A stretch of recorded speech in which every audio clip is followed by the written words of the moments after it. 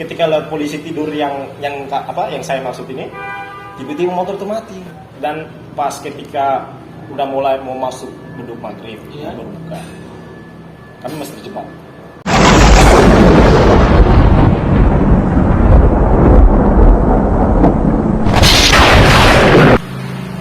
Assalamualaikum warahmatullahi wabarakatuh. Kembali lagi bersama saya di channel Arjen Indonesia. Di kesempatan kali ini saya kedatangan narasumber yang mau menceritakan sepenggal kisah horor atau mistis yang dialami langsung olehnya. Sudah ada di studio, mari kita sambut teman saya, Rais. Halo, assalamualaikum warahmatullahi wabarakatuh. Baik, apa kabar bro? Baik. Hujan, cuaca sekarang hujan ya? Ya, memang akhir-akhir ini cuacanya agak buruk sih sebenarnya, karena masih lagi musim-musim badai saat ini. Terima kasih sudah hadir. Baik, tanpa berlama-lama lagi, langsung saja.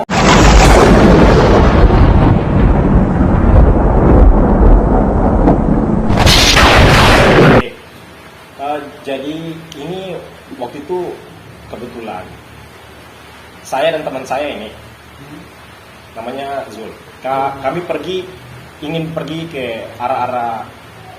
Kalau teman-teman tahu kan arah-arah ke Betawi begitu, arah-arah ke sana, tahu? Ya. Jadi hari itu niatan saya sama teman saya ini, kami berdua ingin melakukan men-shoot video. Itu kebetulan kami bawa tripod, kamera, harus bawa kamera mini, habis itu ada bawa ukulele sama beberapa snack ya untuk kami sempat briefing. Jajan di sana. Kebetulan waktu itu pada waktu itu kami melakukan aktivitas itu pada bulan suci Ramadan waktu itu. Oh, ya. Belum puasa ya? Belum puasa pada tahun 2020 waktu itu. Tahun kemarin berarti? Tahun kemarin. Dua tahun kemarin. Jadi waktu itu kan ketika kami dalam perjalanan ini, dari arah desa Fiditan, kan itu harus lewat ini dulu perusahaan Ngadi itu. Perusahaan Ngadi kan sebelumnya kan mungkin dikenal teman-teman mungkin kan agak angker. Dan sebagainya. Tapi kan selama kalian belum merasakan aktivitas kejadian horor-horor tersebut, mungkin anggap biasa saja. Dan kebetulan waktu kan belum puasa, itu yang buat kami sempat kagetnya di situ. Ya. Kok bisa begitu ya? Kok bisa ya? Karena kan yang kita sebagai muslim kan kita percaya bahwasanya jin dan iblis kan dikunci atau dikurung pada saat bulan suci Ramadan. Jadi entah kenapa, jadi kalian bisa berspekulasi, terserah apa yang bisa teman-teman bisa cermati dalam cerita ini. Mungkin ini cerita horor atau sebagainya, tapi saya hanya membagikan cerita ini. Jadi pas waktu itu, tadi kan saya dan teman saya ini, si Zul, kami pergi mau arah-arah ke Betawi Sorbat itu. Dia terus, kami kan harus lewat perusahaan ini. Dan kebetulan waktu itu udah jam berapa ya? Udah jam 4:30 gitu. Mau masuk sore ya? Sore. Jadi kami rencananya mau shoot video, nanti pas sudah mau berbuka puasa kami berbuka di sana. Sambil menikmati matahari terbenam ya kayak gitu. Terus pas masuk ke perusahaan itu, kan ada beberapa polisi tidur itu. Kalau hitung dari arah Fiditan itu polisi tidur yang kedua lah. Kedua. Itu berbentuk semen lah, polisi tidurnya itu. Nah, dan ada kantornya di atas itu, entah kantor apa, mungkin sebuah kantor perusahaan gitu ya. Berarti di situ agak rame ya? Enggak sih, tetap sunyi. Meskipun itu area perusahaan, tapi memang dari dulu sampai sekarang aktivitas di sini memang enggak rame-rame amat. Paling kayak ada penjaga dari militer TNI Polri di situ biasa jaga-jaga. Ya terus waktu itu kan motor kan kami pakai motor. Dan motor saya ini mau bilang juga nggak pernah ada masalah gitu. Tapi pas ketika lihat polisi tidur yang saya maksud ini, tiba-tiba motor itu mati. Tiba-tiba sekejap. Kok bisa ya? Iya sih, maksudnya kami pikir itu mungkin bensin. Oke, ya kami berpikir logis dulu, secara logis. Kami periksa dulu pertama bensin. Ada tuh bensin? Ada, dan bahkan banyak. Full tank lah. Bisa jadi ya? Maksudnya yang anehnya di situ lah. Tapi mungkin kami coba cek yang ala kerusakan atau yang lain juga. Ya kami juga mungkin periksa apa aki motornya atau juga saklar motornya. Iya. Dan tidak ada problem di situ sih, tidak ada masalah di situ. Iya. It's fine saja motornya, cuman kami coba. Yang jadi pertanyaannya itu kenapa motornya bisa mogok? Ya, Tidak ada masalah kendala. Masalahnya kebetulan motor saya itu bukan motor lama sih sebenarnya. Oh, masih terbilang baru. Masih terbilang baru. Jadi kan waktu itu sempat aneh sih karena ini baru itu pertama kali mogoknya kayak gitu. Lalu pas waktu itu ketika mogok kami coba-coba usahakan untuk Bisa jalan. Gitu. iya, coba untuk start itu motor. Tapi nggak jadi gitu. Kami sempat bingung ini masalahnya apa gitu. Kayak heran juga. Dan tiba-tiba ada tercium bau-bau busuk gitu di sekitar. Bau-bau busuk seperti apa? Amis atau bangkai gitu? Kayak bangkai gitu. Entah itu bangkai apa, kami berdua pun bingung pada waktu itu. Maksudnya ini bulan puasa. Terus ini mau apa? Ya apa? Ini juga baru pertama kali lah. Maksudnya saya alami ini lah. Jadi saya kan orangnya memang percaya setan iblis itu ada, tapi belum pernah ketemu Pengalaman pertama ya. Ini pengalaman pertama gitu. Jadi kayak masih mau berpikir logis saja sebenarnya sih, masih nggak mau bikin hal-hal mistis yang mengakibatkan hal itu terjadi. Ya terus kan kami coba start 5 menit kemudian ada 3 motor dari arah Filitan lagi. Ada Filitan. Nah itu kan ada 3 motor itu, dua motor sampingnya tuh motor metik. Iya. Yang tengahnya ini motor kopling lah, sejenis motor kopling. Pas mereka lewat kata polisi tidur itu, tiba-tiba yang tengahnya juga ikut mati loh. Ikut mati juga. Dan anehnya nggak ada masalah juga, kayak kami berdua juga nggak ada masalah sih sebenarnya. Mereka cek juga Nggak ada masalah. Nggak ada masalah, bensin juga full. Pokoknya semuanya nggak ada masalah lah. Tapi enaknya mereka 3 motor itu mereka bisa langsung dorong itu motor. Oh, sama teman berduanya. Ya teman berduanya, tapi kami kan jalan situ kan sepi. Iya, sepi. Mungkin nggak ada bantuan membuat nggak ada bantuan. Kebetulan juga mau menghubungi teman-teman jauh juga gitu. Data harus begini lah, kami sempat lihat 3 motor itu lah yang tengah itu mati. Ya kami saling nata gitu. Cuma mohon maaf saya potongnya. Pada saat mencium bau-bau busuk itu, apakah kamu sendiri yang mencium atau semua yang di situ mencium? Enggak, kalau kita di situ kan kebetulan cuma ada kami berdua. Iya. Ya kami dua sama-sama Mencium 2 orang. Menciumi bau-bau busuk itu. Tapi nggak make sense kayak hal-hal gaib mungkin pikir tikus bangkai mungkin mati di jalan. Masih berpikiran positif. Iya, masih pikiran positif. Karena mungkin belum puasa jadi nggak pikir-pikir jadi santai saja. Tapi kami sambil start, yang 3 motor tuh udah pergi lah arah Dula. Udah selesai problemnya. Tiba-tiba ada ojek satu lewat lagi. Ojek. Sendirian. Dia metik lagi. Dia dari arah sebaliknya, dari arah Ngadi ke Filitan. Lihat polisi tidur yang sama lagi. Yang kami sempat masih starter itu. Kami masih terjebak gitu. Mati juga. Dan itu nggak berselang waktu yang lama, cuma 5 menitan. Kata 5 menitan, ini juga 5 menitan. Kayak wah, ini memang nggak beres nih, maksudnya sambil natap ini kan. Mulai pikiran positif ini mulai hilang nih, maksudnya ini bukan sekali 2 kali, ini udah 3 kali loh. Udah 3 kali orang yang berbeda-beda, tapi di kejadian tempat yang sama itu kami lihat secara nyata loh. Memang kalau mungkin ya wujud sosok itu mungkin nggak ada pastilah. Tapi itu yang buat kami merinding sebenarnya sampai 3 kali. Dan mencium baunya kan? Mencium baunya. Dan kebetulan kami terjebak situ sama yang tadi tuh yang cerita yang tadi dulu yang ojek itu. Maksudnya masalahnya juga sama kayak kami, kayak motor dulu. Tidak ada apa-apa, tiba-tiba mogok gitu. Tapi untung ada satu motor juga langsung yang dari arah sana juga dia lihat bantu dorong motornya si ojek. Ya. Terus kalian masih terjebak gitu? Masih terjebak. Yang anehnya tuh maksudnya kami yang terjebak duluan tapi gak ada yang nolong kita gitu. Kayak cuek kayak mungkin gak lihat kami begitu. Padahal di penjalan loh. Itu kira-kira waktu sudah menunjukkan pukul berapa? Ya, kami kan tadi terjebak mungkin 4.30-an. Iya. Ini sudah 5.30-an. Waduh, udah mau berbuka. Mau berbuka. Jadi agenda kita mau shoot video sunset, musik sunset pakai ukulele santai-santai. Gak jadi sebenarnya. Jadi itu mungkin satu hari yang paling sial lah bagi kami berdua gitu. Dan pas ketika udah mulai mau masuk beduk maghrib, mau berbuka, kami masih terjebak. Mohon maaf, di situ kan gelap, sunyi. Ya. Tempatnya masih asri. Dan udah lama terbengkalai. Kalian terjebak di situ sampai maghrib, sampai gelap gitu. Sampai gelap. Dan ya kami pikir sih.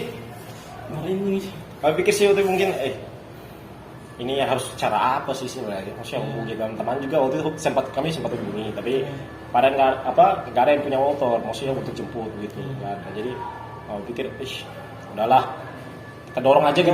Tapi kan kita rasa jauh nih. Capek juga ya. Tapi kami pikir juga ini hari mulai makin gelap. Jalan-jalan pun nggak ada lampu jalan. Iya benar.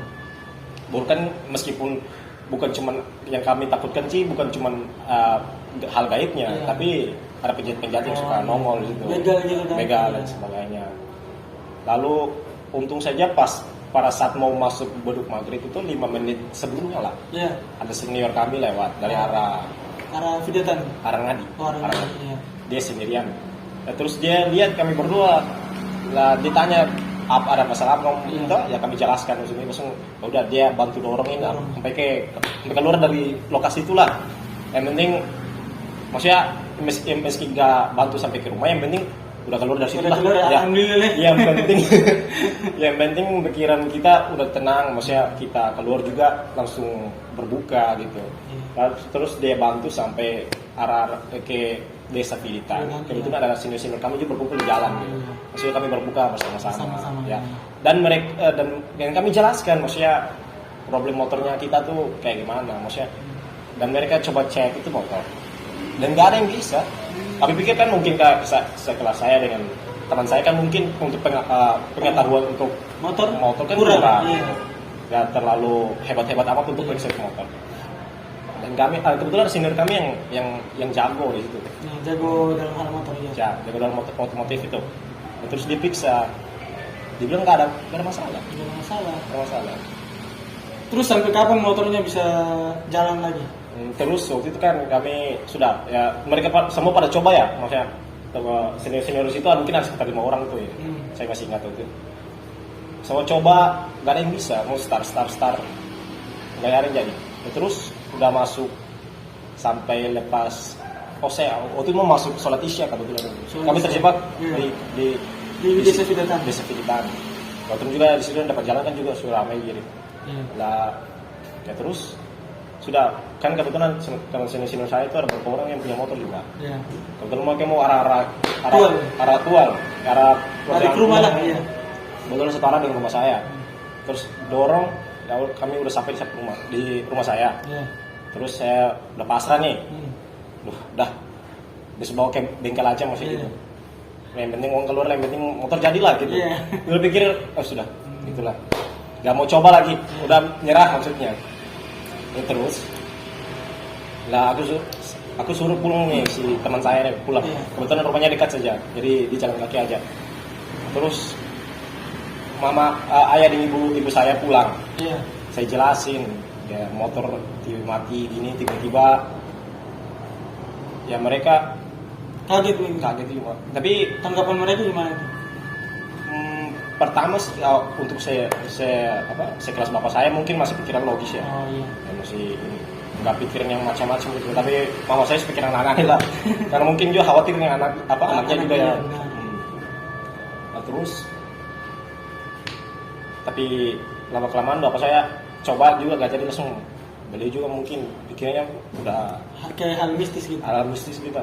Terus jadinya gimana? Besok bawa ke bengkel gitu? Enggak, waktu mama dan ayah ibu saya itu coba pakai doa gitu. Doa mungkin ucap bismillah, Al-Fatihah dan sebagainya, ayat kursi gitu. Karena sebagai orang muslim percaya untuk mengusir jin dan sebagainya. Dan jadi? Alhamdulillah jadi. Dan itu pun habis azan isya baru selesai. Baru jadi. Jadi teman-teman, dari cerita teman saya ini, kita bisa mengambil kesimpulan bahwa setan itu tidak hanya di tempat-tempat sepi, dia bisa ikut sampai ke rumah. Jadi jangan berdoa. Tapi sampai situ sih sebenarnya belum selesai kan? Iya. Mungkin untuk masalah motor kami saya udah selesai, Iya. udah jadi gitu. Tapi kan sebelumnya ketika kami masih terjebak saat itu saya sempat foto Iya. foto lokasi gitu. Yang jadi problemnya kan polisi tidur itu. Iya, foto ya. Masih bingung saya mau polisi tidur ini apa sih sebenarnya? Ada hal apa sih Ada hal yang apa bisa, sih? iya. Atau mungkin di jalur perusahaan itu apa sih sebenarnya? Iya. Oh, sempat foto. Sempat foto lokasinya tuh, yang lokasi kami Iya. terjebak gitu. Terus apa yang ditemukan di dalam foto tersebut?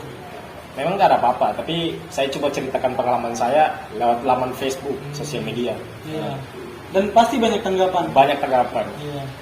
Itu pokoknya beragam, banyak komentar lah. Ada yang bilang temannya pernah ada yang kecelakaan hingga meninggal di situ. Kan ada situ akan ada foto itu kan, di foto itu ada pohon gede itu, pohon besar. Pohon Ada- sudah tua gitu. Orang udah tua. Ada yang satu katanya temannya waktu udah lama sih katanya, waktu kecil kecelakaan lalu meninggal lah, nyangkut di pohon itu, pohon besar itu. Ya mungkin itu saya juga nggak bisa langsung percaya dan sebagainya, tapi ya sudah, maksudnya ini sebagai laman komentar yang bebas-bebas saja orang-orang untuk berikan pengalamannya ya gitu. Iya. Jadi di situ juga saya posting kejadian itu bukan untuk semata-mata ingin mau semua teman-teman mempercayai yang kami Kejadian alami yang waktu itu, alami, ya. yang kami alami, tapi ingin membagikan pengalaman saja, pengalaman buruk yang kami alami pada waktu itu. Tapi alhamdulillah tidak apa-apa kan? Ya alhamdulillah. Jadi sudah berlalu sampai udah 2 tahun ini. Tapi ketika saya dan teman saya yang sama ini Lewat tempat yang sama. itu pasti bisa memang sing terjadi apa lagi, tapi selalu wah bakal mati nih. Udah mikir yang aneh-aneh gitu. Wah, ya bulan puasa saja, maksudnya bulan puasa saja terjadi loh, Iya, apalagi bulan yang lain. Ada bulan yang lain itu. Tapi gimana ya, maksudnya masih jadi pertanyaannya. Itu kan dalam kepercayaan Islam kan jin sama iblis kan Iya. dikurung. Dikurung. Jadi entah itu siapa yang yang mengganggu kita pada waktu itu, atau mungkin, tapi saya masih Feelingnya. masih ya itu masih cuma pikiran-pikiran kita saja. Tapi ya, saya sempat berbaik sangka. Mungkin waktu itu nanti saya dan teman saya akan temui hal buruk di tempat lokasi yang kami mau shoot itu. Iya. Jadi mungkin Tuhan yang kami percayai, Allah Subhanahu Wa Taala mungkin Punya cara untuk menggagalkan aktivitas kami waktu itu. Jadi ya sudah. jadi kalian ambil ininya, hikmahnya saja. Hikmahnya saja. Jadi ini bukan pure cerita horor, tapi bagaimana saya ingin teman-teman terserah mau berspekulasi apa saja tentang cerita ini. Hanya menyampaikan. Menyampaikan, mau menceritakan pengalaman. Jadi kalau teman-teman mau mempercayai itu sebagai cerita horor, terserah.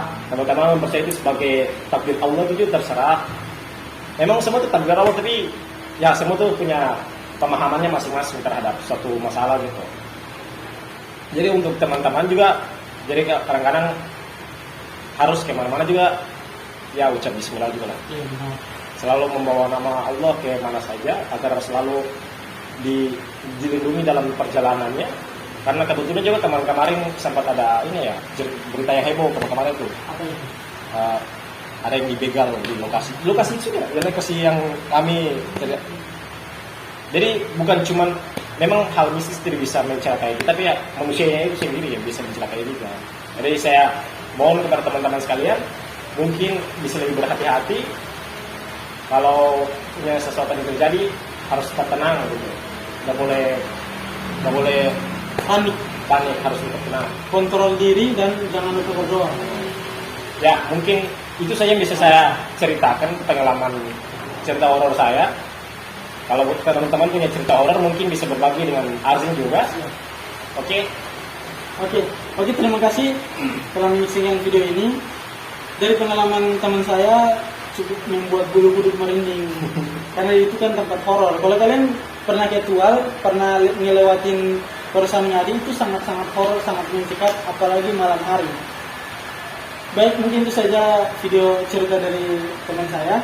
Kurang dan lebihnya mohon maaf. Jangan lupa follow Instagramnya.